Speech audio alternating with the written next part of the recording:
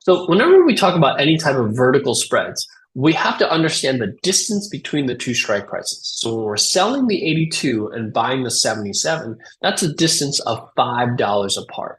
Now, whenever we're trading a vertical spread, whatever we collect in terms of income, the rest of it becomes our risk. So in this particular case, the distance between the two strike prices are $5. And we're collecting $2.04 out of the $5. What that means is that the remaining portion of the $5, $2.96, that's going to be our total risk. And this relationship between how much income you're collecting versus how much risk you're taking as a function of the distance between the two strikes is an important concept for us to understand that we're going to come back to, because this is really important for you to understand how you find credit spreads that give you an edge and allow you to potentially outperform the overall markets. So in this particular case, we sold the 82.77 put spread. We're collecting $2.04, which means our potential reward is $204 per contract, and our potential risk is $296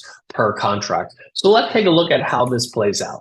So in this particular example, like I said, Alibaba has been trading sideways, started to break out higher here. It's trending higher. Now we sell this bullish credit spread. So once you sell a credit spread, three things can happen. The stock can move higher, it can move sideways, or it can move lower. So one of the beauties of selling credit spreads, and this is why it has a high probability of profit, is that if the stock goes in the direction you expect it to, meaning if the stock continues moving higher, you're going to make the full $204 profit.